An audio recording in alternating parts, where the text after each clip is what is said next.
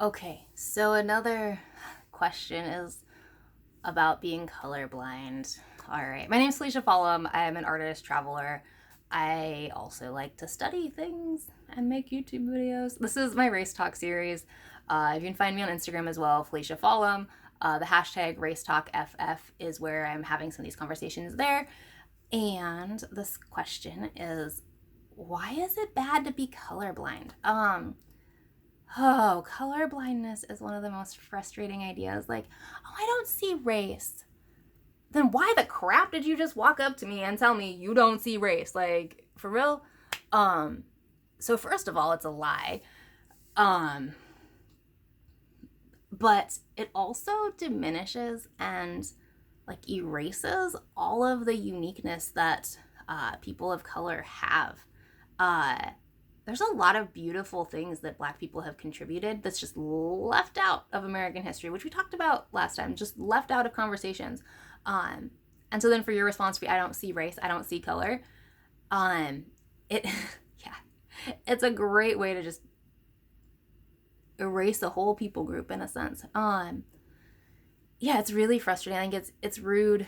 And there was one where there was an art exhibit in Richmond, Virginia when we lived there, and it had like they took this thing colonial white paint sample, and this artist mailed it to different people, and they all sent in photographs of colonial white, what it meant to them.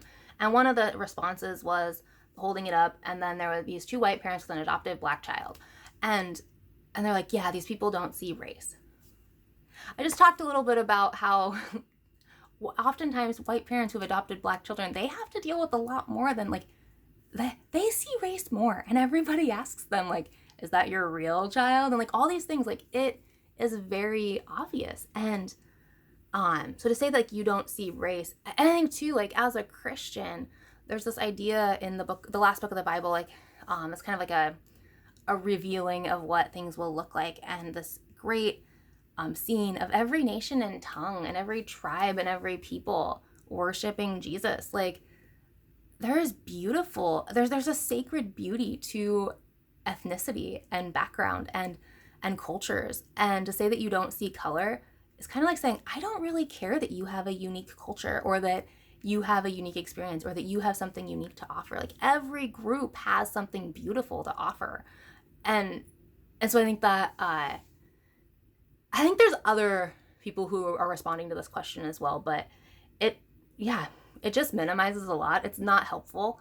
Um it's kind of annoying. I've talked to Jim a bit, my husband, about like it's easier to have conversations with just like proclaimed skinheads or whatever, like who like recognize there's a race problem in the US than it is to talk to people who are like, oh, it's not a big deal, or like these things aren't really happening, or just like dismiss your stories and experiences. Like I would way rather be in a room with just a blatant racist because at least you know what you're getting. But I think this is kind of the same thing. Like, oh, you don't see color. That's just as bad. Like it's so frustrating and so dismissive and so disrespectful and so rude and so like and gross.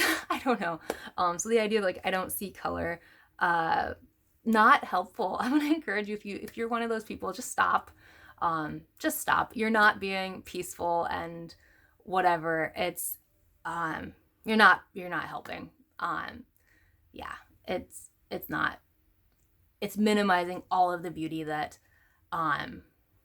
my culture is pretty American, but like I work with internationals and refugees. You saying you don't see color is erasing like all of the beautiful cultural elements that they can bring to a community.